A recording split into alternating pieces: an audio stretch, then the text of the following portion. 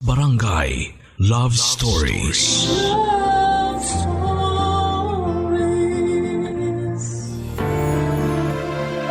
Ang totoong umiibig ay kayang tiisin lahat para sa taong minamahal niya. Pero minsan ay dumarating din tayo sa puntong hindi na natin kinakaya ang laban at ang tanging pagpipilian na lamang ay ang sumuko.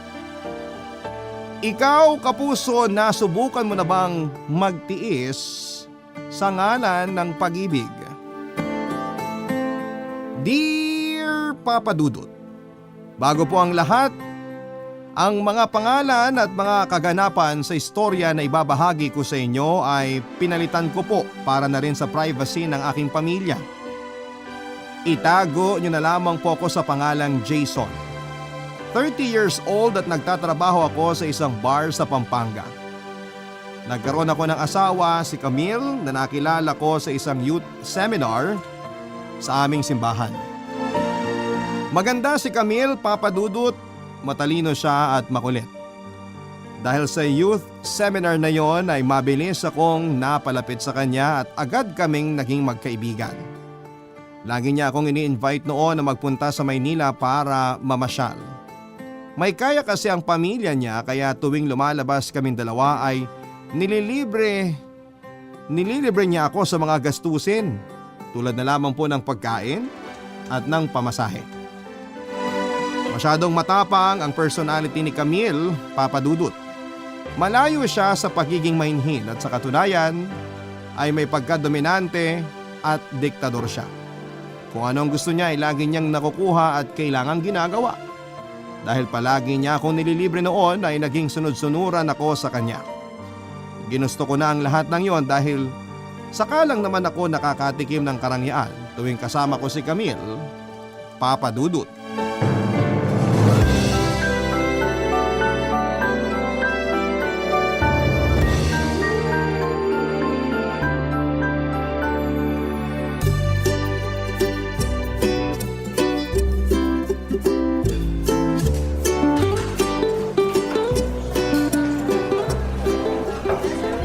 Oh, ano yan?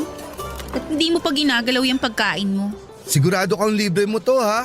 Wala akong pera. Oo nga. Lagi naman kitang nililibre eh. Hindi ka pa nasanay. Sanay na pero syempre, ayoko rin namang mag-expect lalo na kung di mo naman sinabi. Mas maganda na yung sigurado. Ano ka ba? Automatic na yon. Salamat. Kung ganon, lalantakan ko na tong spaghetti at manok. Wala nang bawian ha? Sige, kumain ka lang dyan. Nga pala, ba't ba gustong gusto mong lumabas? Alam kong marami kayong pera pero parang hindi naman maganda na araw-araw kang gumagastos. Anong maraming pera? Hindi naman kami mayaman, sakto lang. Hindi mo sinagot yung tanong ko eh. Ano bang tanong? Sabi ko, ba't gustong gusto mong lumabas? Lagi kang lumuluwas. Wala lang. Ayokong pumirmi sa bahay eh. Siyempre, kailangan nating gumala habang bata pa tayo kasi hindi na natin yan magagawa kapag uugod-ugod na tayo. Kung sa bagay, tama ka naman. Di ba? Kaya wag ka nang masyadong maraming tanong dyan. Nagtatanong lang naman eh. Ako, may tanong ako sa'yo. Ano yun? Kailan ka naman magkaka-girlfriend? Bakit mo naman biglang natanong yan? Curious lang ako. Wala ka pa bang nagugustuhang babae? Meron naman. Ako ba yan? Ano? Hindi ah. Anong nakakatawa? Saka kung hindi ka, parang may pandidiri ah. Saka bakit hindi mo ako gusto? Pangit ba ako? Hindi naman pero ewan ko. May iba akong gusto eh. Hindi ba ako girlfriend material? Alam mo, maganda ka naman eh. Masaya ka kabanding, mabait, tapos mayaman pa. O bakit hindi mo ako gusto? Ano ka ba? Bakit ba ganyan mga tanong mo? Kasi gusto kitang maging boyfriend. Ha? Ako? Bakit ako? Bakit naman hindi? Hindi ko alam. Di ko kasi nakikita ang sarili natin na magkarelasyon eh. Kaibigan lang Kaibigan lang ang tingin mo sa akin? Ganun na nga. Bakit hindi mo ako subukan? Kapag naging girlfriend mo ako, sure akong magbabago yung pananaw mo sa akin. Nililigawan mo ba ako? Oo, ayaw mo ba? Seryoso ka? Gusto kita, Jason. Kapag pumayag kang maging boyfriend ko, hindi lang pagkain ang matitikman mo. Pwede kitang bilhan ng mga damit, ng sapatos. Swerte ka na sa akin. Ayaw mo ba nun? Hindi naman pera ang habol ko sa babae. Kaya nga, hindi mo na kailangan maghabol sa akin. Ako na mismong magbibigay sa'yo. Ano, payag ka ba?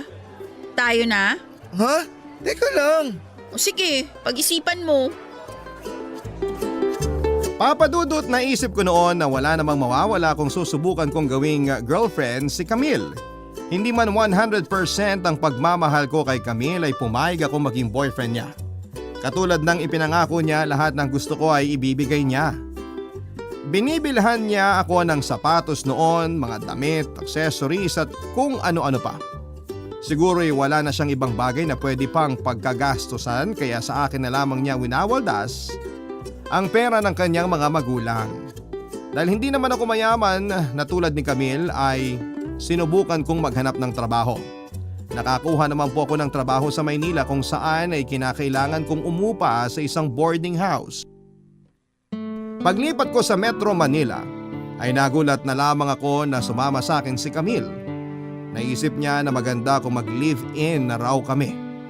Nung una ay nag-alangan ako, Papadudot, dahil hindi alam ng mga magulang ni Camille na lilipat siya sa boarding house kung saan ako nakatira. Pero dahil mapilit si Camille ay no choice ako kundi ang pumayag sa gusto niya. Sa loob ng 1 taon ay nagsama kami ni Camille sa isang bubong. Kung ano na noon ang ibinibigay niyang rason sa mga magulang niya para lamang makapirmi sa Maynila kasama ako. Sa pagsasama naming dalawa, Papadudot, ay nabuntis ko po si Camille. Itinago namin ito sa kanya-kanya naming pamilya. Pero hindi rin naman nagtagal ang sekreto namin yon dahil bigla na lamang noong nagpakita sa boarding house ang mga magulang ni Camille.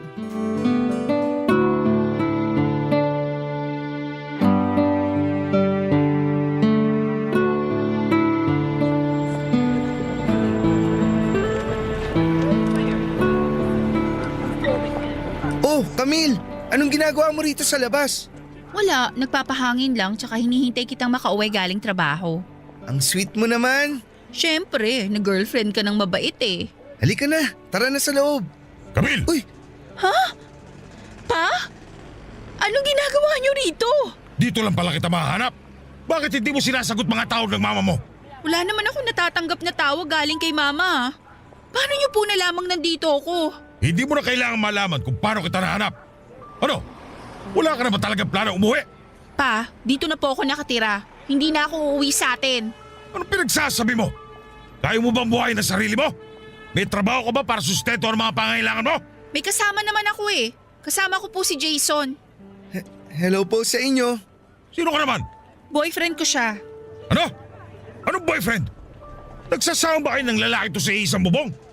Huwag mo sabihin sa akin na sa loob ng 1 taong wala ka sa bahay. Itong lalaki to kasama mo. Ganun na nga po. Kami pong dalawa ang magkasama ni Camille. Huwag kang sumagot. Hindi kita kinakausap. Pa naman! Huwag naman kayong ganyan kay Jason. Sagutin mo ako. Dito ko ba nakatira kasama ang lalaki to? Opo. Walang iya. Kung hindi ko pa kinausap ang tita mo, hindi ko malalaman na hindi ka pala sa kanya nakatira. Kailan ba kami pinaglolo ko ng mama mo, ha? Sir, maayos naman po ang buhay ni Camille dito. Sabing hindi kita kinakausap. Marahimik ka! Pa naman! Bakit ba kayo galit? Sino bang hindi magagalit? Ang tagal mo hindi nagpakita sa amin. Tapos malalaman kung nakatira ka sa isang bubong kasamang lalaking to na hindi man lang namin kilala. Mabait po si Jason. Wala akong pakialam kahit na santo pa siya. Halika na! Umuwi na tayo! Aray! Sasama ka sa akin! Sandali lang Teka po! sir, nasasaktan po si Camille. Huwag kang makialam dito! Nasasaktan ako! Hindi ko pwedeng iwan si Jason! At bakit naman? Dahil buntis ako. Magkakaroon na kami ng anak. Ano? Magkakaroon na po kayo ng apo. Ikaw lalaki ka! Anong ginawa mo sa anak ko? Sandali lang po. Hindi po namin sinasadya na mangyari to. Walang kasalanan si Jason. Pakinggan mo ng maigi itong sasabihin ko. Uuwi ang anak ko sa ayaw mo at sa gusto mo. Kapag hindi siya sumama sa akin, ikaw ay papupulis ko. Papadudot, wala na ako nagawa kundi ang hayaang bumalik si Camille sa Pampanga. Sobrang galit sa akin noon ang tatay niya at ayaw ko rin namang palakihin pa ang galit niya sa akin, kaya hindi na ako lumaban pa, Papadudot. At dahil buntis ang girlfriend ko ay napilitan akong mag-resign sa trabaho para samahan si Camille sa probinsya. Kina Camille na rin ako tumira noon para mabantayan at maalagaan siya habang nagdadalang tao, Papa Dudut. Kasabay ng pagbubuntis ni Camille ay pinilit ng mga magulang nito na ikasal kaming dalawa. Papa Dudut, ayoko man sanang ikasal noon dahil tingin ko'y masyado pa akong bata ay wala akong choice dahil nakabuntis ako. Katulad ng dati ay naging sunod-sunuran ako sa mga gusto nilang mangyari. Kasama ang parehong magulang namin ni Camille, Papa Dudut, ay kinasal kaming dalawa ni Camille sa tulong ng aming mayor. Pagkatapos nito ay nagkaroon ng kaunting handaan kasama ang mga malalapit na kaibigan at mga kapitbahay nila Camille. Gusto ko rin sanang enjoy ang reception namin kaso nga lang ay nadismaya ako noong pagbawalan ako ni Camille. Inalok kasi ako noon ng mga bisita na makipag-inuman para na rin makipag-bonding sa kanila pero ang ginawa ni Camille ay kinulong niya ako sa kwarto. Hinayaan ko na lamang siya sa gusto niya, Papa Dudut. Ang hindi ko alam ay pahiwatig na pala yun ng totoong ugali ng bagong pamilyang pinasok ko ng mga panahong yon, Papa Dudut. Barangay Love Stories. Barangay Love Stories. Simula nung ikasal kami ni Camille ay saka ko lang na-realize ang totoong ugali ng babaeng pinakasalan ko. Hindi pwedeng humindi sa kanya, Papa Dudut. Kailangan lahat ng utos niya, lahat ng gusto niya ay sinusunod at ginagawa ko. Kapag sinuway ko siya ay nagtatantrums siya. Minsan nga ay nasasaktan pa niya ako. Hindi ko naman siya kayang labanan dahil nakatira ako sa pamamahay ng kanyang tatay.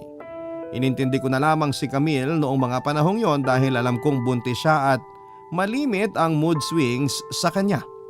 Sa loob ng 9 na buwan ay hinayaan ko lamang si Camille sa mga gusto niya. Lahat ng hiling niya ay pilit kong ibinigay kahit na minsan ay labag na ito sa kalooban ko. Pinagtawanan nga ako ng tatay niya dahil under desaya daw ako.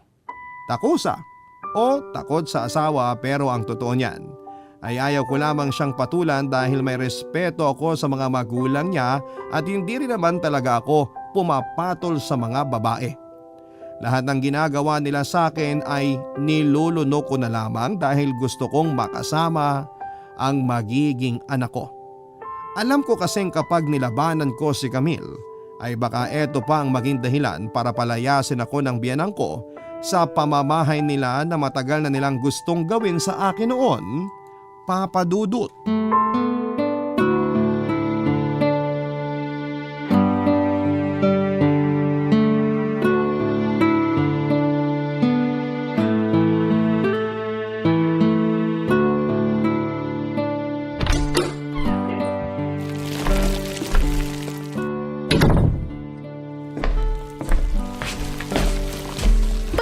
Lang.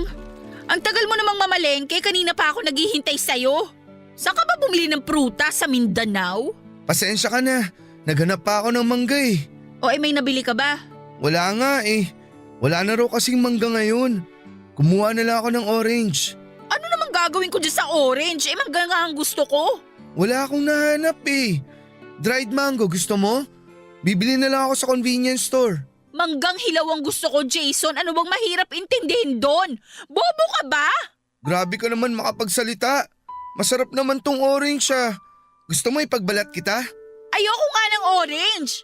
Ba't bang hina mong umintindi? Amin na nga yan. Palo ko sa'yo to eh. Ayoko ng orange. Manggang gusto ko. Oo na, maghahanap na ako ng mangga. Ibalik mo yung orange na yan. Nagsasayang ka lang ng pera?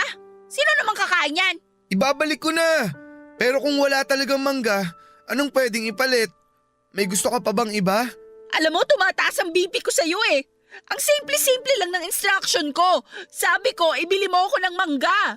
Camille, wala na ngang mangga ngayon. Gawan mo ng paraan! Paano ko naman gagawin yun? Alangan namang mag-magic ako. At sabi mo? Wala. Ano bang sinisigaw-sigaw mo dyan, Camille? Natutulog ako eh.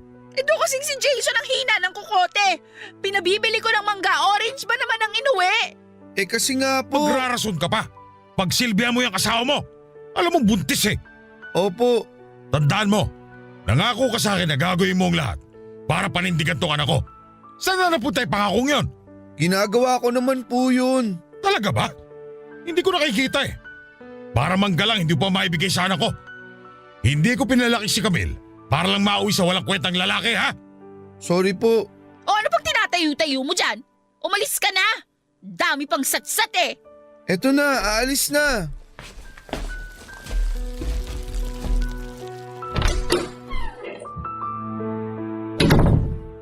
O ano Camille? Nagsisisi ka na ba sa mga naging desisyon mo sa buhay? Pinagpipilitan pa yung lalaking yon. Ano ngayon ang inabot mo? Hindi puro stress. Pang aga-aga, huwag niyo na muna akong sermonan. Gusto ko lang naman ng mangga eh. Papadudot parang alila na nga ang turing nila sa akin noon. Kabilat kanan ang utos na natatanggap ko. Minsan nga ay parang gumagawa na lamang sila ng paraan para may maiutos sa akin at pahirapan ako. Pero kahit ganoon ay never silang nakarinig ng kung anumang reklamo mula sa akin. Tiniis ko ang lahat para sa magiging anak ko. Alam ko na naghihintay lamang ang biyanang ko ng kaunting pagkakamali para magkaroon siya ng rason para ipagtabuyan ako. Hindi kasi niya magawa yon dahil kahit papaano ay mahal naman ako ni Camille at ayaw niyang mawala ako sa kanya. Kahit na minsan ay nasasaktan pa niya ako. Dumating ang araw na ipinanganak ni Camille ang panganay namin. Dumaan po siya sa C-section kaya medyo napamahal ang mga bayarin sa ospital. Dahil wala namang kaming parehong trabaho ni Camille at nakaasa lamang kami sa mga magulang niya, ay ang mga biyanang ko ang nagbayad sa panganganak ni Camille. Nangako naman ako sa kanila na kapag dumating na ang panahon na nakapag-ipon ako ay ibabalik ko sa kanila ang mga nagastos nilang pera. Akala ko noon ay nagmamagandang loob lamang ang mga biyanang ko kaya nila binayaran ang mga gastusin sa ospital. Yun pala ay may iba pa pala silang mga motibo. Gusto nilang akuin ang bata papadudot. Ipinagkait nila sa akin ang anak ko. Sa katunayan ay isang beses ko lamang yata nahagka ng sarili kong anak. Para bang tinanggalan nila ako ng karapatan na mahawakan ng bata. Silang nagbayad sa gastos kaya sila raw ang may karapatan sa anak ko, papadudot.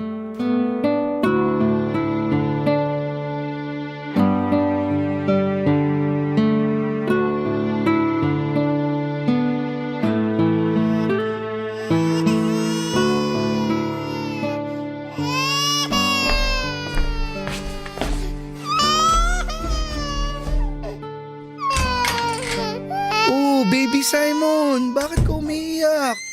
Iniwan ka ba ni Lolo? Oh, tana, bubuhatin ka na ni Papa.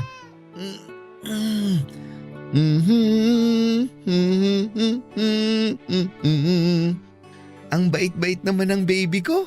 Ang pogi pa, mana sa tatay. Anong ginagawa mo sa bata? Akin na nga yan! Akin na! Dahan-dahan naman po. Tingnan mo, umiyak tuloy. Pakailamero ka kasi. Alam mo natutulog yung bata, ginugulo mo. Narinig ko po kasing umiiyak kaya ako siya binuhat. Yan! Diyan ka magaling! Puro ka dahilan. Ikaw na nga may kasalanan. Magrarason ka pa. Hindi naman po Tumahimik ako. ka na ha? Sasagot ka pa eh. Hindi ko talaga maintindihan kung ano nagustuhan sa'yo ni Camille. Hindi ka naman gwapo. Hindi ka naman mayaman. Batugan ka na nga. Aanganga pa. Aalis na po ako. Hindi.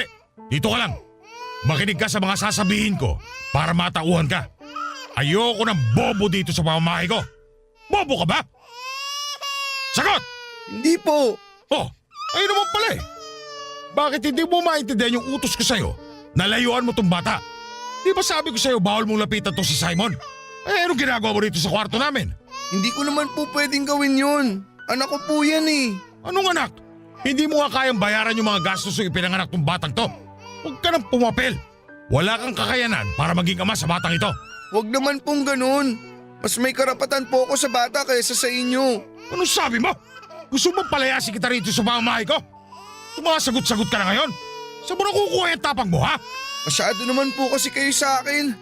Okay lang na ituring niyo akong walang kwenta.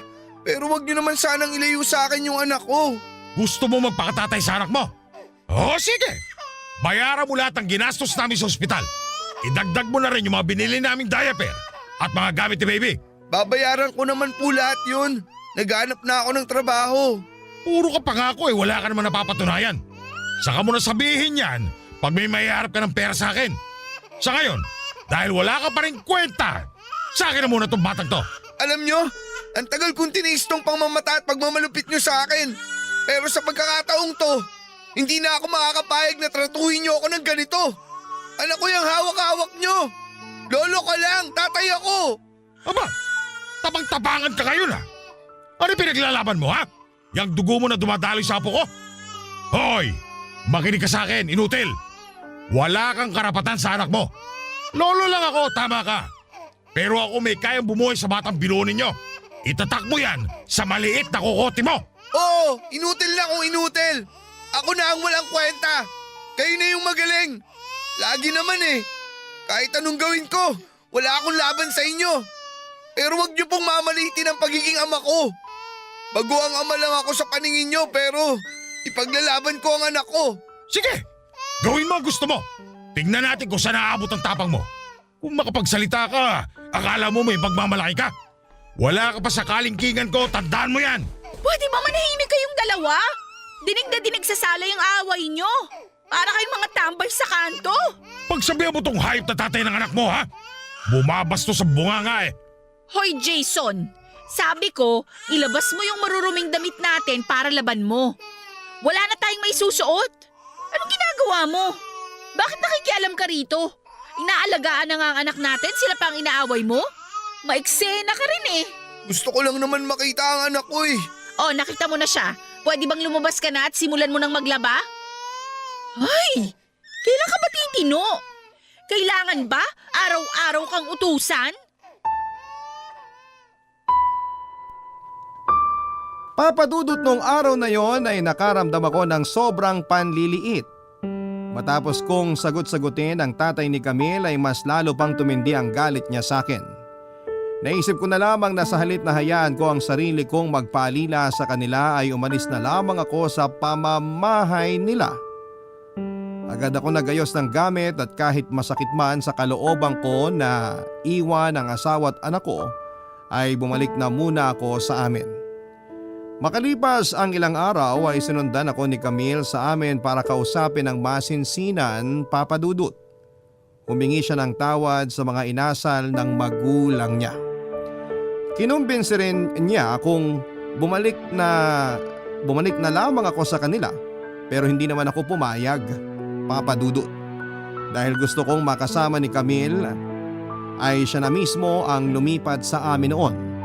Ang problema nga lang ay hindi niya nadala ang anak namin dahil ayaw itong ibigay ng mga biyenan ko. Gusto man naming ipaglaban ang anak namin ni Camille ay hindi namin ito nagawa dahil malaki pa ang pagkakautang namin sa mga magulang niya. Isa pa bilang respeto sa asawa ko ay ayoko rin namang makipag-away sa kanila.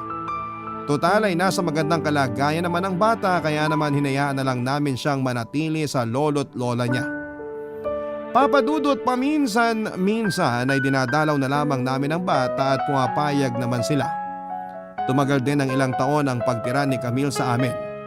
Sa loob ng mga taong yon ay nabuntis ko po ulit si Camille, papadudot. Barangay Love Stories. Barangay Love Stories. Nang mabuntis sa ikalawang pagkakataon si Camille ay muli siyang bumalik sa kanyang mga magulang. Kinumbinsi rin niya akong sumama sa kanya, papadudot. At sa pagkakataong yon ay pumayag naman ako. Nagulat nga ako dahil noong bumalik ako sa poder na mga biyenan ko ay naging mabait sila sa akin, papadudot.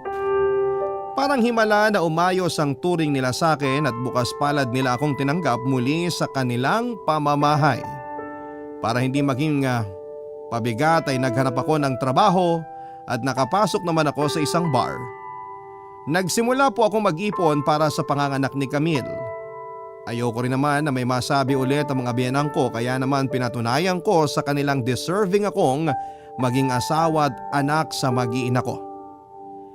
Ilang buwan din na naging maganda ang pakikitungo sa akin ng pamilya ni Camille. Ang akala ko noon ay maayos na ang lahat pero akala ko lang pala ang lahat ng yon, Papa Dudut. Matapos kasing ipanganak ng asawa ko ang ikalawa naming baby ay bigla na lamang bumalik sa dating ugali nila ang mga magulang ni Camille. Katulad ng nangyari sa nauna ay parang umiepal na naman sila sa pag-aalaga sa anak ko.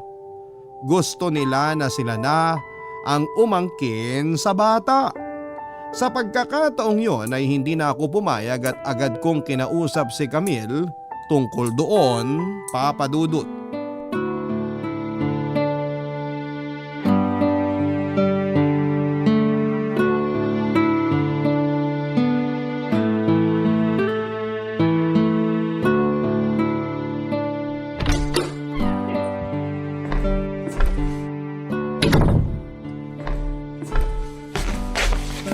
Camille, nasan yung mga bata?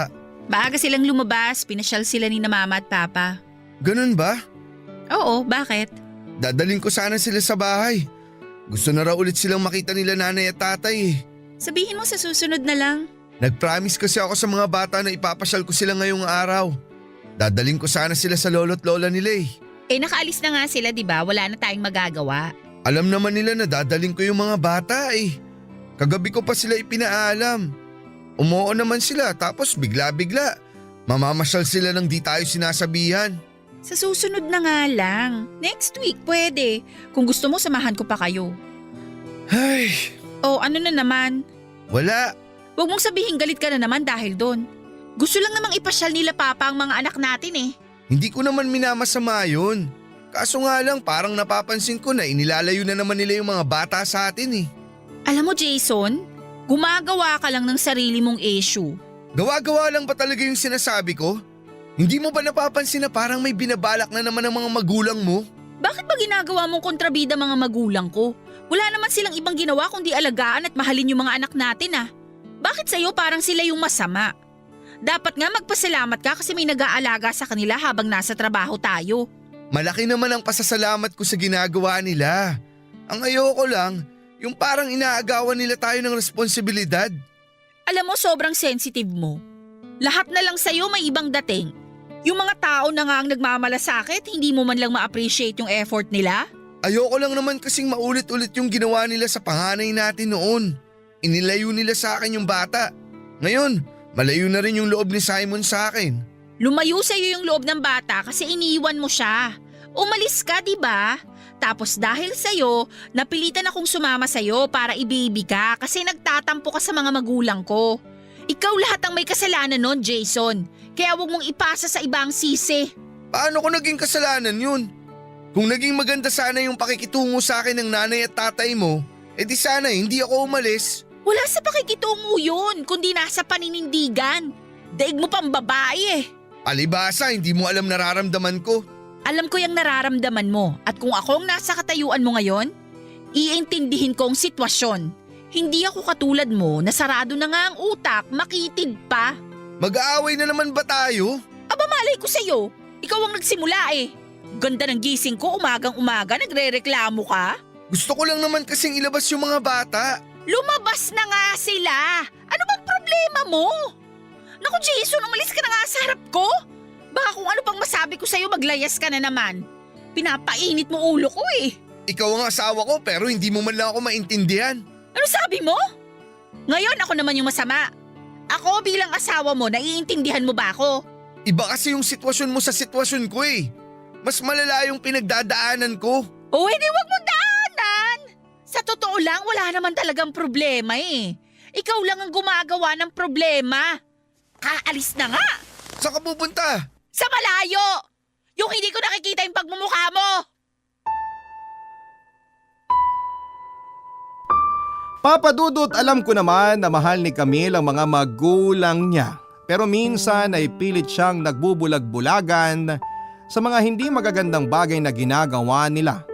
Nang araw na yon ay pinapili ko si Camille kung sino ba ang mas pipiliin niya. Ako o ang mga magulang niya. Sa kasamaang palad ay mas pinili ni Camille ang mga magulang niya kesa sa akin, Papa Dudut. Masakit para sa akin na hindi ako kayang ipaglaban ng asawa ko. mas kinukonsinti pa niya ang mga ginagawang pangbabastos sa akin ng mga magulang niya. Matagal na panahon kong tiniis ang hindi magagandang bagay na ginagawa sa akin ng kanilang pamilya hanggang sa dumating sa puntong hindi ko na kinaya ang mga nangyayari, Papa Dudut. Umalis ako ulit sa pamamahay nila Camille pero sa pagkakataong yon ay hindi na ako sinundan ng asawa ko. Sinubukan kong ipaglaban ang mga anak ko pero hindi ko sila nakuha. Nasa batas daw kasi na sa nanay mapupunta ang pangangalaga ng mga bata lalo na kung menor de edad pa lamang sila. Sobrang nalugmok ako noon nang mawala sa akin ang asawa at mga anak ko. Tuwing dinadalaw ko ang mga anak ko ay ayaw silang ipakita sa akin ang mga biyenan ko. Para bang tuluyan ng tinanggal ang karapatan ko sa mga anak ko, Papa Dudut. Para mawala ang kalungkutang nararamdaman ko ay ginugol ko na lamang ang oras ko sa pagtatrabaho. Dito ko na nga po nakilala ang bagong kaibigan na pumasok sa buhay ko.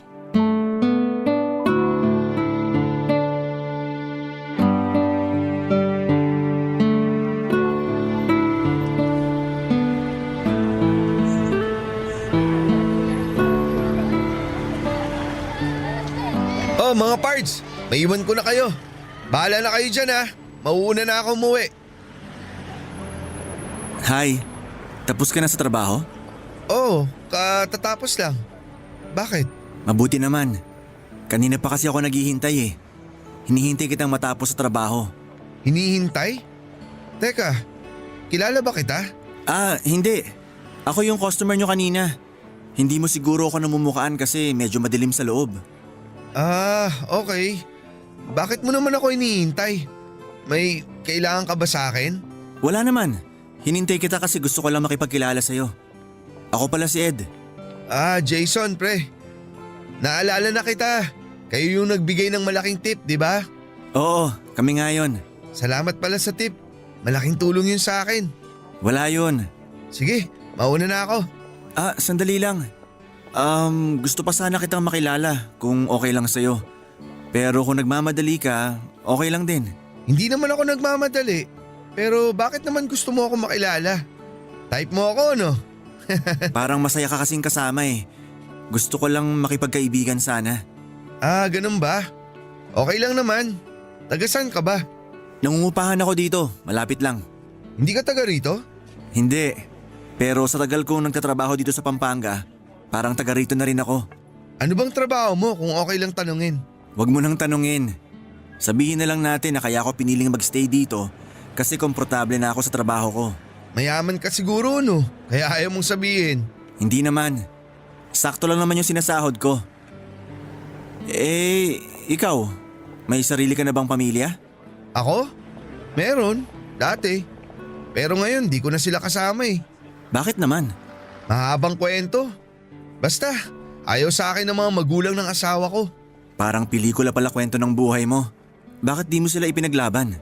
Yung pamilya ko, pinaglaban ko naman sila.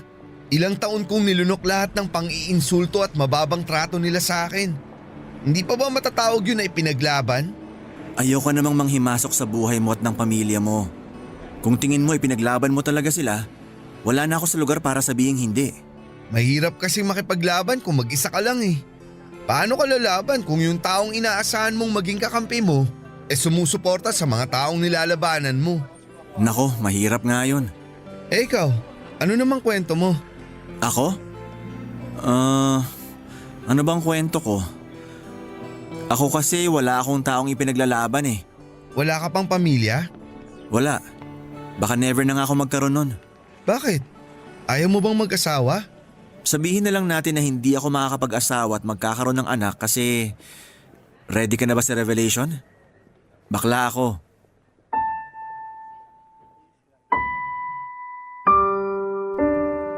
Hindi ko inaasahan na magiging malapit ako kay Ed matapos ang pag-uusap naming yon, Papa Dudut.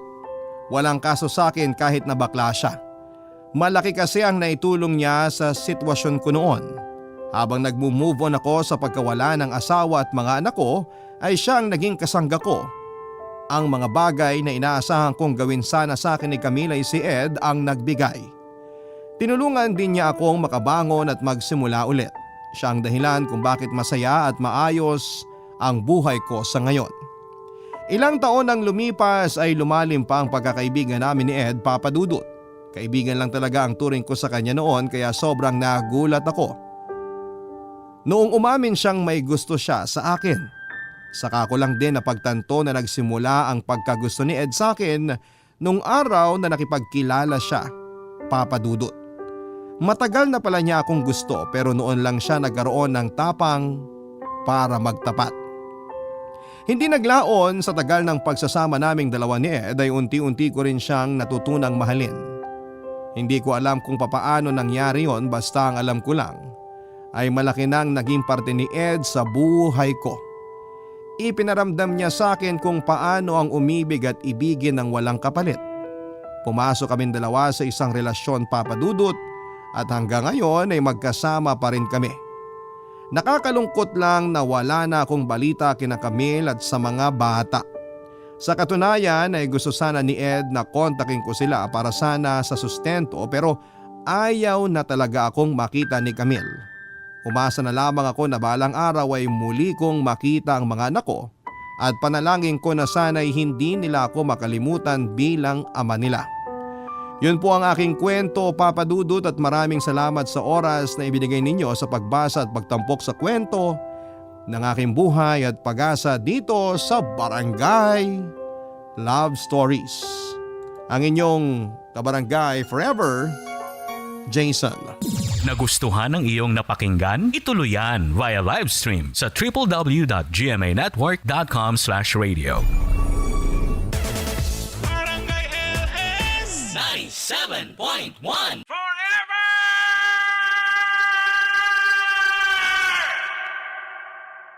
Barangay Love Stories. Love Stories. Ang pagmamahal ng isang magulang ay hindi matutumbasan ng libu-libong klase ng pag-ibig mula sa mga taong dumaraan lang sa buhay natin. May mga magulang na kaya tayong tanggapin maging sino man ang gustuhin natin sa buhay. Ikaw, kabarangay, meron ka bang magulang na walang kondisyon ng pagmamahal sa'yo? Dear Papa Dudut, bago po ako magpakilala ay hayaan niyo po muna akong bumati ng isang magandang tanghali sa lahat ng bumubuo ng Barangay LS at sa mga kabarangay nating avid listener ng inyong programa. Sana po ay nakarating sa inyo ang sulat kong ito at fan na fan po kasi kami ng Barangay Love Stories. Lalo na ang lola ko na lagi nakatune in sa radyo tuwing tanghalian para mapakinggan kayo. Ako nga pala si MJ, hindi ko po totoong pangalan. Isa po akong babae at taga Maynila ako, Papa Dudut. At kasama ko sa bahay ang pamilya ko. Isa po akong bisexual o yun bang nagkakagusto sa parehong kasarian pero mas attracted po ako sa kapwa ko babae. Sa mata ng iba, maraming nag-aakala na straight ako kasi babaeng babae raw po ako sa datingan ko. Hindi nga raw po halata na balik ko ako.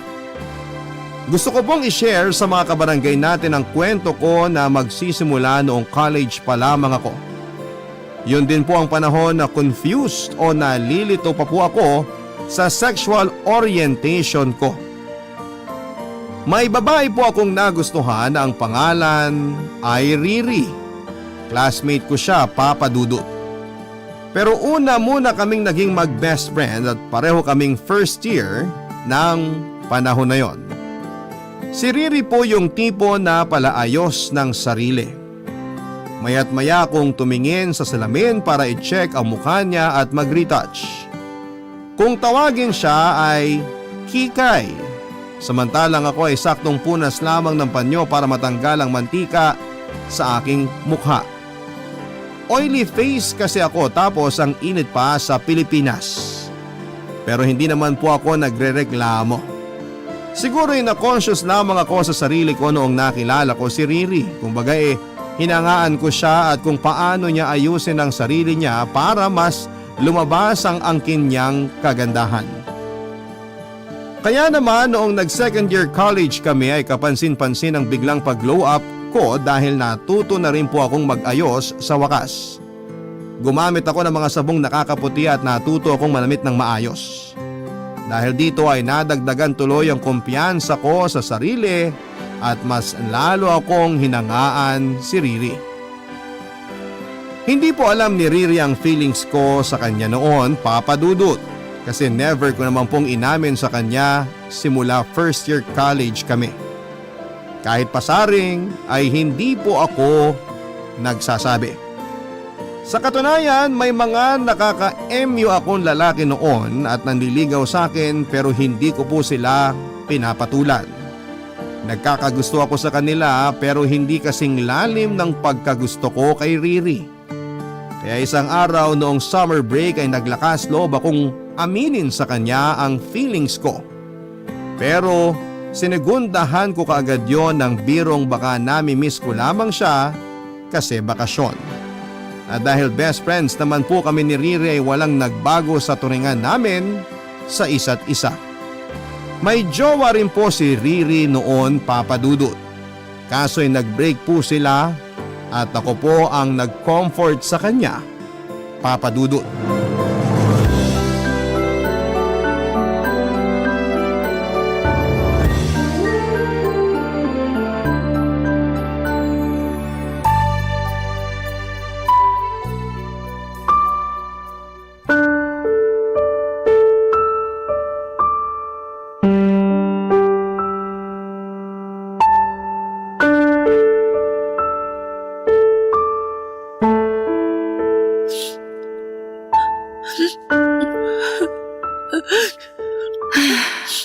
Ri, huwag ka na umiyak. Tama na yan. Sinasayang mo lang luha mo sa tukmol na yun eh. Masakit lang kasi yung paghihiwalay namin. Buong akala ko okay kami tapos hindi pala. Siguro kasalanan ko talaga kaya siya naghanap ng iba. Sira, wala kang kasalanan. Kung meron man, siya ang dapat sisihin kasi hindi siya nakontento sa'yo. Hindi ko talaga matanggap na pinagpalit ka niya tapos iniwang ka lang ng basta-basta. Ang bait-bait mo kaya tapos ang ganda-ganda pa. Thanks, MJ. Pinagaan mo ang loob ko kahit paano. Sabi naman sa'yo tama na sa kakaiyak. Hindi niya deserve ang mga luha mo, girl. Siguro nga pero anong magagawa ko? Nagmahal lang naman ako eh. Nandun na tayo sa minahal mo siya. Walang masama dun. Sa totoo lang, bilib nga ako sa pagmamahal mo sa kanya kasi bihira na lang yung ganyan. Yung bang loyal ka sa isang tao, tapos sisirain lang niya yung tiwala mo. Ang malala pa, ipagpapalit ka sa iba. Siya talaga may problema sa inyong dalawa, hindi ikaw. Sabi ko nga 'di ba, ang bait mo na, maganda ka pa. Baka naman sinasabi mo lang yan kasi mag-best friend tayo. Hindi no, kilala mo ko, hindi ako bolera. Kaya umasa kang totoo mga sinasabi ko. At hindi yun magbabago kahit tumanda pa tayo. Para sa akin, mabait ka pa rin at maganda. Thanks ulit. Malungkot ka pa rin? Namimiss ko kasi siya eh. Ikaw ba, namimiss niya? Aray, ang sakit naman nun. Yaan mo na kasi siya. Baka nga hindi ka iniisip nun kasi masaya na siya sa iba. Naiyak ulit tuloy ako.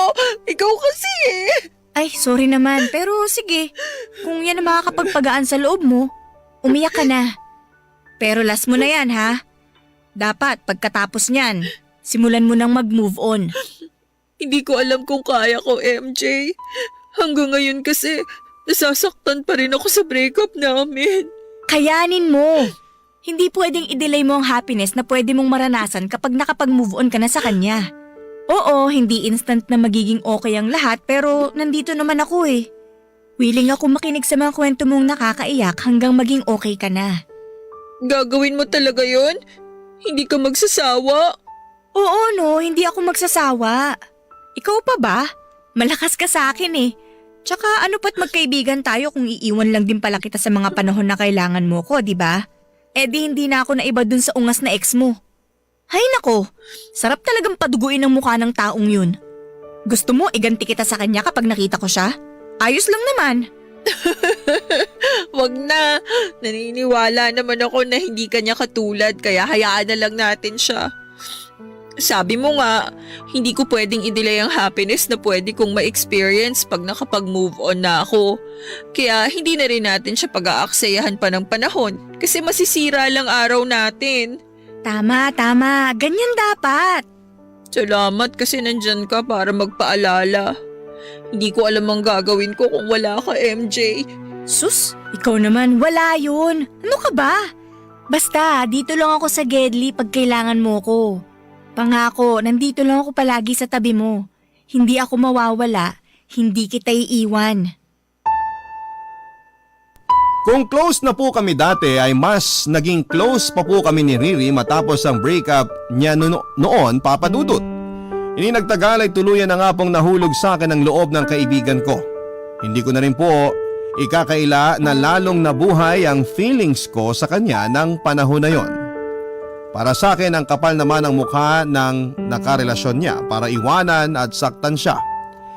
Hindi po deserve ni Riri ang ganong klase ng sakit kasi para sa akin ay siya yung klase ng babae na dapat ay minamahal at inaalagaan. Kaya nang muli kong aminin ang feelings ko sa kanya ay naging kami na po. Si Riri po ang first girlfriend ko, Papa Dudut, at masaya ko sa relasyon naming dalawa.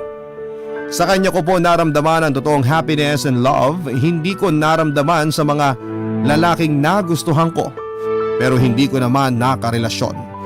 Tumagal po ng 2 years ang relationship namin ni Riri hanggang sa dumating ang araw na sinubo kami ng panahon. Yun po yung madalas na kaming nag-aaway dahil sa pagiging selosa at demanding ko. Dumating din sa point na gusto ko nang maging legal sa pamilya niya. Kasi sa loob ng 2 taon na yon ay nanatiling sekreto sa side niya na magkasintahan kaming dalawa, Papa Dudut.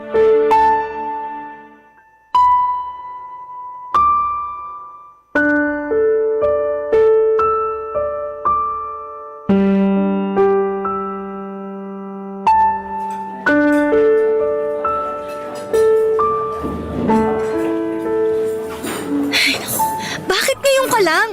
Anong oras na oh? Sorry, may tinapos pa kasi ako sa bahay. Alam mo namang hindi ako pwedeng umalis basta-basta. Hindi ako naniniwala sa'yo. Ang sabihin mo nagpapalusot ka lang. Lagi mo naman dinadahilan yung pamilya mo eh. Anong sinasabi mong nagpapalusot lang ako? Totoo naman na marami pa akong ginawa sa amin kaya hindi ako agad nakaalis. Nakakarindi na kasi. Paulit-ulit ka na lang na may ginagawa tuwing magde-date tayo. Kaya di na natin nasusulit yung mga araw na magkasama tayo eh kasi lagi kang late. Palaging may ganyang eksena. Madalas din na may mangyari sa inyo kaya kailangan mong umuwi ng maaga. Nasasabi mo lang yan kasi hindi ka panganay. Hindi mo alam yung responsibilidad ko sa buhay at bahay namin. Alam ko namang breadwinner ka. Lagi mo kayang binibida yan sa akin. Pero ipapaalala ko lang sa'yo na may girlfriend ka rin. Hindi naman fair na palaging pamilya mo lang ang iniintindi mo. Paano naman ako? Ha? Anong paano ka naman? Diyan ka magaling eh, sa maang-maangan portion. Akala ko ba naiintindihan mo ang sitwasyon ko? Tapos ngayon, sa'yo pa talaga manggagaling yung salitang yan? Makakawalang gana ka, alam mo ba yun? Ikaw pa talaga ang nawala ng gana ha. Ikaw na nga tong late dumating sa date natin ngayon tapos ganyan pa ugali mo. Nagsorry na ako, di ba? Hindi ko naman kontrolado ang sitwasyon eh. Hindi ako bingi, wag kang sumigaw. Baka pagchismisan tayo ng ibang tao. Naririnig ko sinasabi mo. Ngayon, naririnig mo na.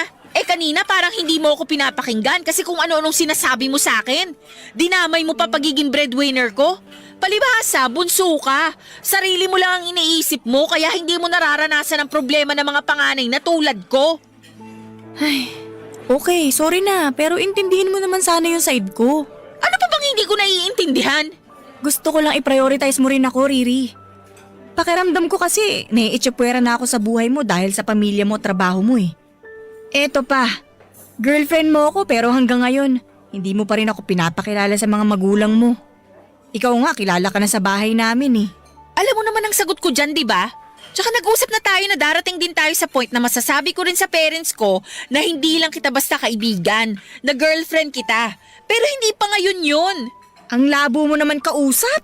Ikaw ang malabong kausap. Ba't ba parang nagiging demanding ka na? Pinipressure mo na ako. Naiinip lang ako.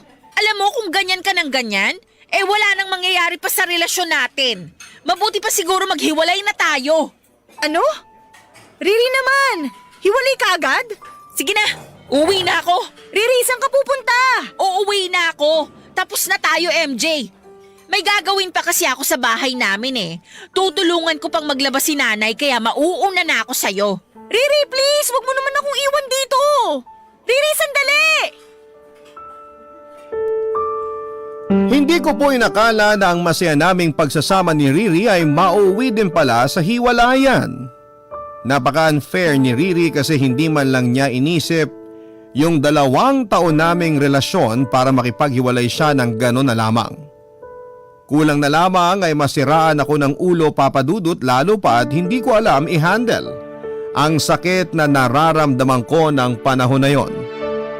Ayoko pong mawala sa akin si Riri kaya pinakiusapan ko po siya na ayusin namin ang relasyon namin pero ayaw na po niya talaga. Sa kabila nito ay hindi ko pinakinggan si Riri. Sa halip ay hinabol ko po siya maging sa pinagtatrabahuhan niya, Papa Dudut. Bali ang siste ay palagi ko siyang inaabangan sa workplace niya tuwing uwian para kausapin sana pero naiirita lamang siya sa akin kapag nakikita niya ako. Sinabi ko po na willing akong mag-adjust ng ugali, wag lamang niya akong iwanan pero buo na po talaga ang desisyon niya na maghiwalay na kami ng landas. Hindi na raw po kasi nagwo-workout ang relasyon namin. Kaya lang makulit talaga ako at matigas ang ulo ko at hindi marunong umintindi sa kagustuhan ni Riri. Lalo ko siyang kinulit hanggang sa napilitan na pong lumapit si Riri sa pamilya ko at nakiusap sa kanila na patigilin na ako sa paghahabol sa kanya, Papa Dudut. Barangay Love Stories. Barangay Love Stories. At tampo na nararamdaman ko ng mga panahon na yon ay dahil sa paghihiwalay namin ni Riri ay napalitan naman ng matinding galit at hinanakit. Hindi niyo rin naman ako masisisi bagaman walang perpektong relasyon ay palagi naman po naming nalalampasan ni Riri ang mga gusot sa pagsasama namin noon dahil maintindihin po akong tao. Sa katunayan, noong may nagawa siyang mali sa relasyon namin ay hindi ko siya iniwanan. Nagstay ako at sinubukang buuin ulit ang tiwala ko sa kanya para bumalik kami sa dati. Tapos nung ako naman nang naging toxic ay iniwan agad niya ako. Alam kong unfair ang realidad. Kaya nga ang sakit-sakit at sobrang sama ng loob ko sa kanya. Dahil sa mga naranasan kong yon ay nagsimula akong kainin ng depression. Simulan noong iwan ako ni Riri ay hindi na po ako pumasok sa trabaho, Papa Dudut. Puro lang po inom ng alak ang inatupag ko kasama ang mga barkada ko. Nagsimula na po akong hindi umuwi sa amin at mas madalas na natutulog sa ibang bahay. Hindi po katakataka na labis pong nag-alala sa akin ang tatay ko lalo na't unti-unti nang nalayo ang loob ko sa kanya. Kaya nga isang araw nang himalang nasa bahay ako at kasabay kong kumain ng tanghalian ng tatay ko ay sinamantala na niya ang pagkakataon para kausapin ako ng masinsina noon, Papa Dudut.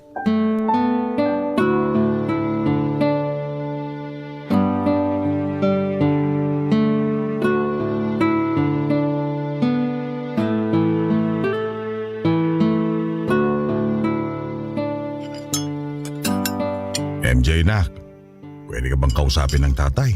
Tungkol po saan, Tay? Napapansin ko kasi na madalas kang wala sa bahay natin. Ngayon ka lang umuwi kaya hindi na ako nagdalawang isip na sabayan kang kumain. Namimiss na kasi kita anak. Sorry po, Tay. Saan ka ba natutulog pag wala ka rito? Okay ba yung mga pinupuntahan mo? Sa mga kaibigan ko lang naman po. Huwag po kayong mag-alala, safe naman po ako kasama sila. Ah, ganun ba? Mabuti naman kasi hindi ko alam kung saan kita hanapin kung sakali eh. Anak, ayos ka lang ba? Tay, ang totoo, hindi po ako okay. Dahil ba sa pag-iwalay niyo ni Riri? Opo eh. Hanggang ngayon hindi ko pa rin po kasi matanggap na iniwan niya ako. Naayaw na niya sa akin. Hindi naman po ako masamang tao. Oo, may times na nag-aaway kami pero ginagawa ko naman ang lahat para intindihin ang sitwasyon para magkaayos pa rin kami. Pero sa dulo, iniwan pa rin niya ako. Nakikita ko naman ang mga effort mo sa relasyon niyo ni Riri. Pero meron din kasi siyang responsibilidad. Siguro hindi ikaw yun sa ngayon. Kasi ang focus niya muna yung pamilya niya. Yun nga po masakit tay. Akala ko kasi magiging okay kami kapag pumayag akong isikreto niya sa parents niya yung relasyon namin. Lalo na't hindi pa kami graduate nun. Kaso nakapagtapos na kami at nakapagtrabaho, ganun pa rin. Nakatago pa rin ako tsaka isa pa rin akong isang malaking sikreto. Tapos ngayong hiwalay na kami, parang wala man lang kaming pinagsamahan. Ganon-ganon na lang niya tinapon at kinalimutan ng lahat. Ang unfair naman po para sa akin nun, tay. Unfair nga. Pero hindi naman natin kontrolado kasi ang mga mangyayari. Lalo pag ginawa mo naman ang lahat para isalba ang relasyon nyo. Saka pipilit mong ayusin ang lahat, mas lalo lang kayo nagkasiraan ni Riri. Lalo lang niyang gustong lumayo sa'yo. Hindi ko na nga po kasi alam ang gagawin ko eh. Hindi ko po alam kung paano patitigilin yung sakit na nararamdaman ko. Anak, nandito lang ako para sa'yo. Kapag malungkot ka o nasasaktan, huwag kang mahiyang lumapit sa amin at magsabi. Hindi ka namin huhusgahan. Nandun na tayo sa walang madaling solusyon para mawala ang sakit na nararamdaman mo. Pero tandaan mo, responsibilidad mo magpatuloy sa buhay kahit naghiwalay na kayo ni Riri. Huwag mong hayaang tumigil ang ikot ng mundo mo kasi hindi ka naman mag-isa. Kasama mo kami. Oo, iniwan ka na ni Riri pero nandito naman ako at mga kapatid mo. Pati ang nanay mo na nasa langit. Sigurado hindi rin papahuli sa pagsuporta sa'yo. Tay naman eh, lalo tuloy ako nag-i-emosyonal nung binanggit niyo si nanay. Totoo naman eh. Ganon ka kamahal ng nanay mo. Tay, gusto ko po sana mag-sorry kasi masyado ako nag-focus sa sarili ko. Hindi ko kayo naisip. Nakalimutan ko may pamilya pala ako na nag-aalala sa akin ng husto. Nako, alam mo, kulang na lang masira na ako ng ulo sa kaiisip kung nasan ka o kung ligtas ka ba sa mga pinupuntahan mo. Ay, MJ anak, wala na ang nanay mo. Ayoko namang pati ikaw mawala rin sa akin. Kaya sana naman, umuwi ka pag aalis ka. May uuwihan ka naman eh. May pamilya ka. Hindi ko po akalain na may ganong klaseng sentimiento ang tatay ko tungkol sa akin, Papa Dudut. Aaminin ko pong nalungkot ako kasi hindi ko akalain na naaapektuhan na rin pala siya sa mga pinaggagawa ko. Mabait at masipag pong tao ang tatay ko at simula nang mamatay ang nanay namin ay wala na siyang ibang inatupag kundi ang magtrabaho para mabuhay kaming magkakapatid at mapagtapos kaming lahat sa pag-aaral. Isa pong padjak driver si tatay, Papa Dudut, at proud po ako sa trabaho niya kasi hindi siya gumagawa ng masama para kumita ng pera. Mas lalo ako naging proud sa kanya nang mapagtapos niya ako sa pag-aaral. Kaya nga parang may libo-libong karayom ang tumutusok sa puso ko nang kausapin niya ako at pakiusapan na umuwi na sa amin. Yun po ang naging inspirasyon ko para ayusin ang sarili ko, Papa Dudut. Nagsimula po akong gumising sa umaga na nagpapasalamat sa lahat ng mga biyaya ng Diyos na ibinibigay niya sa akin at sa pamilya ko. Naghanap din po ulit ako ng trabaho. Nakapasok naman ako sa isang BPO company bilang call center agent. Simula noon ay nakapag-provide na po ako sa amin at masaya ako na nabawasan na ang alalahanin ng tatay ko sa mga gastusin sa bahay. Hindi naglaon ay unti-unti ko rin pong nahanap ang mga piraso ng sarili ko na nawala dahil sa pagkabigo ko sa pag-ibig. Dahil ito sa pamilya ko na nagmamahal sa akin lalo na sa tatay ko, Papa Dudut. Sa loob ng 2 taon sa pagtatrabaho, sarili at pamilya ko po finokos ang lahat. Hanggang isang araw ay naisip kong sumubok ulit na pumasok sa isang relasyon at doon ko na nga po nakilala si Nida. Matapos ko mag-install at tumambay sa isang dating app. Bisexual din po si Nida katulad ko, Papa Dudut. Nag-click kami kaagad kasi maayos naman siyang kausap. Nag-decide kaming magkita for the first time at may nangyari sa amin. Pero kinatagalan ay meron po siyang inamin, Papa Dudut.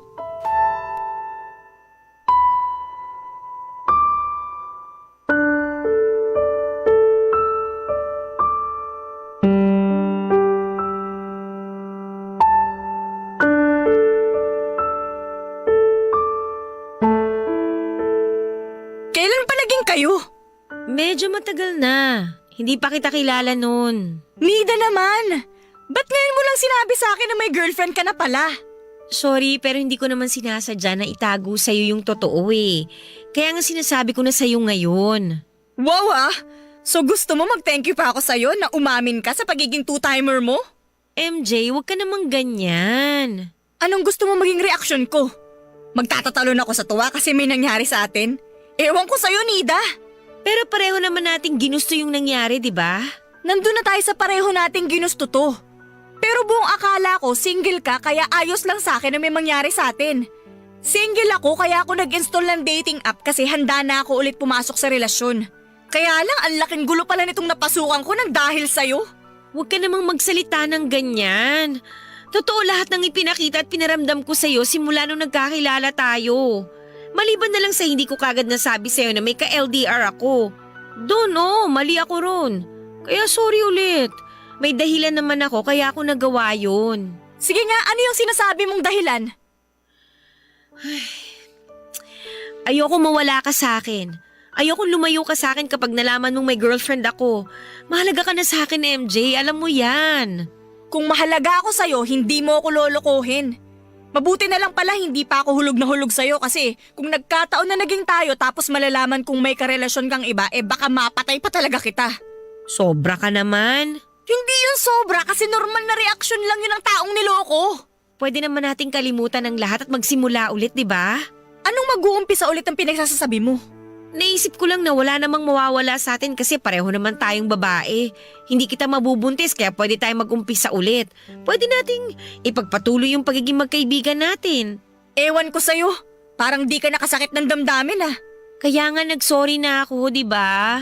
Itatapon mo na lang ba basta ang pinagsamahan natin? Parang hindi naman yata patas yun.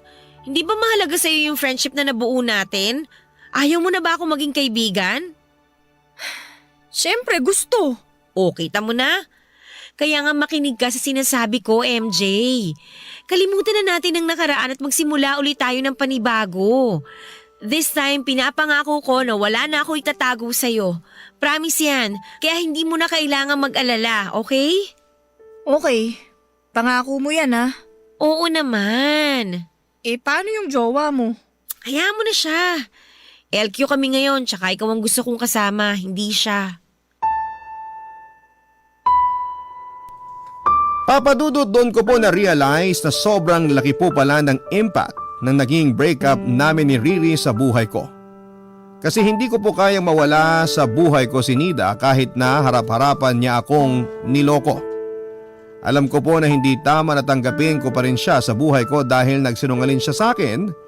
Ibig sabihin ay sinira na niya ang tiwala ko pero may parte sa akin na natatakot maiwan dahil pakaramdam ko'y magsisimula na naman ako sa wala, Papa Dudut. Sa maikling panahon matapos kong makilala si Nida ay natutunan kong ibigay sa kanya ng buong buo ang sarili ko. Ang tiwala ko, ang puso at katawan ko. Kapag nawala siya ay baka hindi ko po kayanin. Alam ko na marami sa mga kabarangay natin ang maiinis sa akin at sasabihin na napaka-rupok, tanga, walang bait sa sarili. Pero kapag kayo po ang nasa sitwasyon ko ay tiyak na gagawin nyo rin ang ginawa ko. Minsan madali lang sa ating humusga kasi hindi natin nararanasan ang eksaktong pakiramdam ng isang taong dumaraan sa isang sitwasyon na katulad ng sakin. Kaya sana'y maging sensitive po tayo dahil may feelings din naman ang mga katulad namin. Yun po ang eksaktong pakiramdam ko noon, Papa Dudut, na siyang nagtulak sa akin para wag pakawalan sa buhay ko si Nida. Sumabay pa na natanggal ako sa trabaho ko noon sa BPO, kaya sumama ako kay Nida para sa pagja-job hunting niya. Doon po lalong nahulog ang loob ko sa kanya. Madalas kaming nagiinuman, kaya lang sa tuwing napapasukan ng alak, ang sistema ko ay lalo po akong nagiging marupok. Kapag lasing nga kami ni Nida ay may nangyayari sa amin, Papa Dudut. Barangay Love Stories. Barangay Love Stories. Nagtuloy-tuloy po ang paghahanap namin ng trabaho ni Nida at hindi nagtagal ay pareho kaming natanggap sa isang BPO company. Balik call center ako at nang mga panahong yon ay may nangyayari pa rin po sa amin, Papa Dudut. Kahit na sila pa rin ang LDR girlfriend niya. Unofficially ay napagkasunduan naming maging fubo ni Nida. Hinayaan ko na lamang po na ganon ang naging setup namin kaysa naman mawala siya sa akin sakaling itigil namin ang ginagawa namin.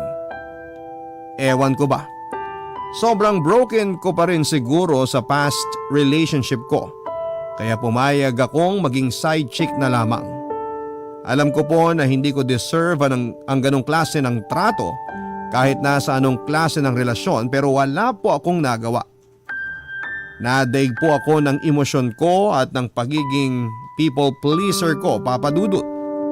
Dumagdag pa, nasa bahay namin tumutuloy noon si Nida since kaibigan at katrabaho ang pakilala ko sa kanya sa pamilya ko. Pero isang araw ay nalaman ko po na naghiwalay na pala si Nida at ang girlfriend nito. Dahil sa nangyari ay nagkaroon ako ng chance para maging girlfriend si Nida. Sobrang saya ko po noon kasi sa wakas ay girlfriend na ulit ako. Hindi ko inakala na mauuwi sa tototohanan ang pagiging mag-on namin ni Nida. Akala ko ay magiging forever fubo na lamang kami. Sinabi ko pa nga sa sarili ko noon na aalagaan ko na ang relasyon namin at hindi ko siya hahayaang mawala at iwan ako tulad ni Riri. Kaya nag-adjust ako sa ugali at binigay kay Nida ang lahat. Sa katunayan ay kinuhanan ko siya ng motor na magagamit namin sa pagpasok sa trabaho at paggala kapag may date kami. Ako po ang naguhulog noon. Wala namang kaso kasi mahal ko siya, Papa Dudut. Kaya lang akala ko ay perfect na ang relasyon namin ni Nida hanggang sa nalaman kong niloloko pala niya ako. Ang motorsiklo na hinuhulugan ko ang siya mismong ginagamit niya para makipagkita sa babae niya.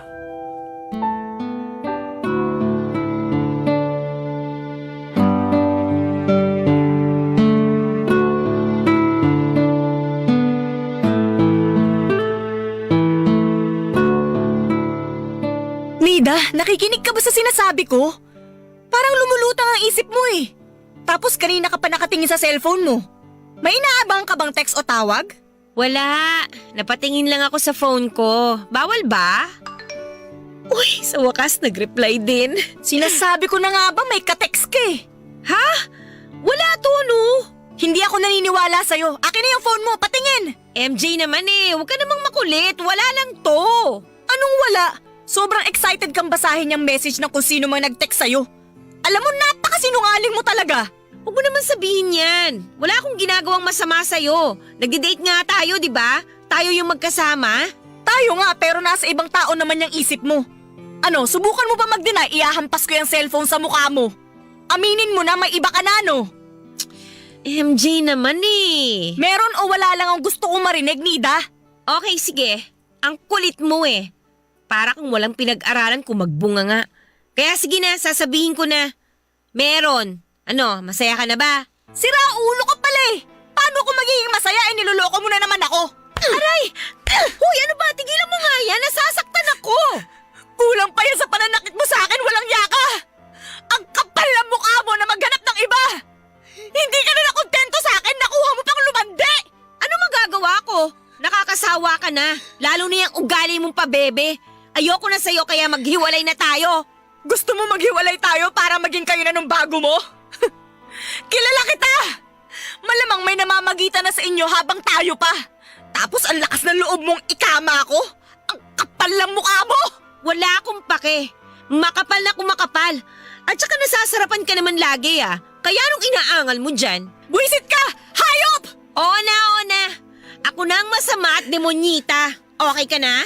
Tinanggap ko na ang papel ko sa buhay mo kaya pwede ba tanggapin mo na lang ang desisyon ko? Hihiwalayan na kita. Ayoko na sa'yo kaya bahala ka na sa buhay mo. Salamat na lang sa lahat. Huwag mo naman ako iwan!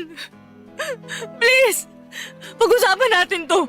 Ayusin natin to! Huwag mo ako iwan! Wala na tayong pag-uusapan at hindi na maaayos yung relasyon natin. Kaya mabuti pa, simulan mo na mag-move on. Magalit ka sa akin kung gusto mo para makalimutan mo ko kagad. Huwag mo na akong hahabulin ha. Daig mo pang linta sa pagiging clingy mo. Nakakairita ka!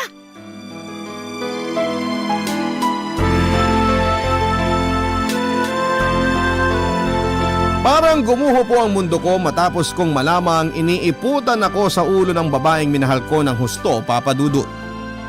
Pero sa kabila ng sakit at sama ng loob na nararamdaman ko ng panahon na yon, ay nakauwi pa rin ako sa bahay namin nang hindi nagbe-breakdown.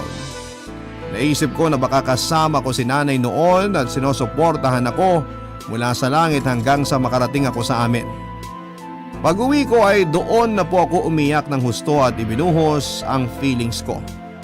Nataranta po si tatay sa mga nangyari at kaagad niya akong niyaka, Papa Dudut. Ilang minuto rin niya akong pinatahan bago ako nagkwento kung ano nga ba ang nangyari. Nagalit siya kay Nida pero mas nanaig po ang pag-worry niya sa akin bilang magulang. Kaya kahit papaano ay nagpapasalamat ako ng husto. Dahil nasa tabi ko siya ng panahon na yon. Sinabi ko po kay tatay na kailangan ko ng tulong kasi parang mababaliw na ako. Suicidal na po ako noon, Papa Dudut, kaya dinala niya ako sa isang psychiatrist at ng mga panahong yon ay umalis na sa bahay at sa pinagtatrabahuhan namin si Nida, kaya mas nahirapan akong umusad.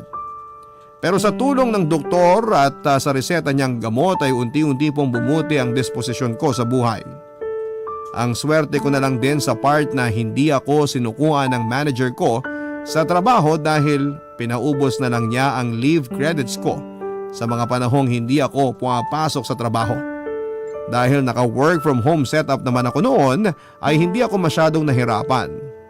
Bukod doon ay kasama ko pa ang pamilya ko na masasabi kong naging solid support system ko ng panahong yon, Papa Dudut.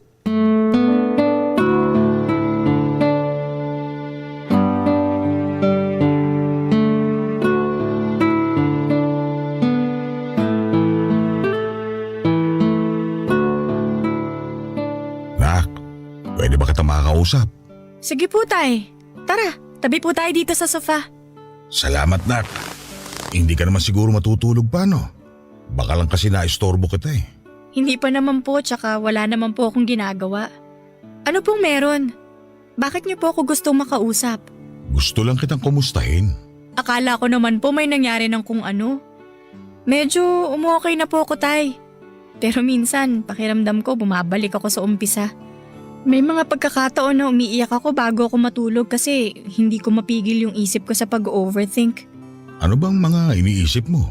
Marami po pero more on yung trauma ko po sa mga past relationship ko. Naisip ko po na baka hindi ko deserve na makatagpo ng babaeng magmamahal sa akin ng totoo. Na lahat ng nakikilala ko ay sasaktan at iiwan lang ako. Katulad ng ginawa sa akin ni Riri at Nida. Huwag mo sabihin yan. Kasi naniniwala ako na darating din ang araw na makikilala mong taong hindi ka sasaktan at iiwan. MJ anak, tatay mo ko. Higit kanino man, ako nakakakilala sa'yo. Masunurin kang anak, mapagmahal. Kaya maswerte ang magiging kapareha mo sa klase ng pag-ibig na meron ka. Kahit na nabigo ka sa una at sa ikalawa, huwag mong akuin ang sisi sa lahat na nangyari kung hindi man kayo nagtagal. Lalo na kung pilit mong inaayos ang sarili mo. Tay naman, huwag niyo po akong paiyakin. Hindi naman kita pinapaiyak ka. Hindi raw pero nakakatouch po ang mga sinabi niyo. Alam niyo ba na kapag kayo nagsabi, naniniwala ako? Dapat lang kasi tatay mo ko. Salamat sa suporta, tay ha. Kahit nung sinabi ko sa inyo na bye ako, hindi kayo tumigil sa pagsuporta sa akin.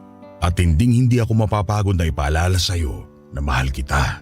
At nasa tabi mo lang ang tatay, maging sino ka man. Para sa akin, ang pagiging magulang, ang dakilang tungkulin na sinumpaan kong tanggapin simula nang ipakanak kayo ng nanay nyo.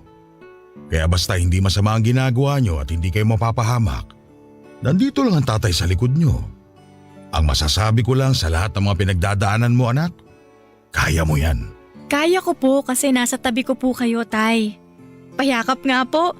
Halika nga rito. Ang laki-laki na ng bunso ko. Pero Tay, ako pa rin ang baby sa pamilya natin ha. Aba, oo naman. I love you po, Tay. Walang kapantay at kondisyon ang pagmamahal ng magulang sa anak. At yun po ang napatunayan ko dahil sa tatay ko, Papa Dudut. Malaki po ang bahagi na ginagampanan niya para tuluyan ako makapag-move on sa nakaraan ko at para maayos ang disposisyon sa buhay. Bukod doon ay malaki rin ang naitulong sa akin ang mga therapy session ko dahil nakapag-focus ako sa sarili ko at mas kumalma ang mataas kong emosyon. Nakipag-reconnect na rin po ako sa mga dati kong kaibigan para kumustahin sila at mag-sorry sa pang-ghosting ko sa kanila noong busy ako sa love life ko. Humingi rin ako ng tawad sa manager ko nang bumalik ako sa trabaho at nangako na pagbubutihin ko na ang trabaho para makabawi sa kanya at sa kumpanya. Nagbunga naman yon nang maging top performer ako ng ilang beses sa team namin. Kaya marami po ang naging proud sa akin. Dahil kumikita na ako ay nakapag-ipon po ako para may pagawa ang sahig ng bahay namin, bagay na labis na kinatuwa ng tatay ko. Totoo po na kapag inuna mong mahalin ang sarili mo ay sunod-sunod na rin ang darating na mga magagandang bagay sa buhay mo. Papa Dudut, hindi na po naalis sa isipan ko ang sinabi sa akin ni tatay noon na meron daw pong taong darating sa buhay ko na mamahalin ako. Muli ay sumubok po ako makipagkilala hanggang sa dumating po sa buhay ko si Rose na hindi nagtagal ay naging girlfriend ko. Graduating student po si Rose sa isang medical school at may kalayuan ng lugar na tinitirhan niya. Pero sa kabila ng lahat ay hindi po ako nakaramdam ng alinlangan. Bukod doon ay kilala po ako ng family niya at legal po ang relasyon namin. Priority po namin ang isa't isa kaya alam kong secure ang pagmamahal ko kay Rose. Pag nakagraduate na si Rose at nakapag-board exam ay saka ko naman siya ipapakilala sa tatay ko. Papa Dudut, gusto ko pong i-share sa mga kabarangay natin ang isa sa mga pinaka-importanting aral sa buhay na natutunan ko mula sa pinagdaanan ko. Yun po ay ang matuto tayo humingi ng tulong kapag hindi na natin kaya. Ang mga tamang tao ay hindi magsasawang alalayan tayo at samahan hanggang sa bumuti ang ating kalagayan at pakiramdam. Hanggang dito na lamang po ang sulat ko at maraming salamat, Papa Dudut. Sakaling mapili po ninyong i-area ang storya ko. God bless po sa inyong istasyon and more power. Ang inyong forever kapuso at ka-barangay, MJ. Nagustuhan ng iyong napakinggan? Ituloy yan via live stream sa www.gmanetwork.com/radio. Barangay LS 97.1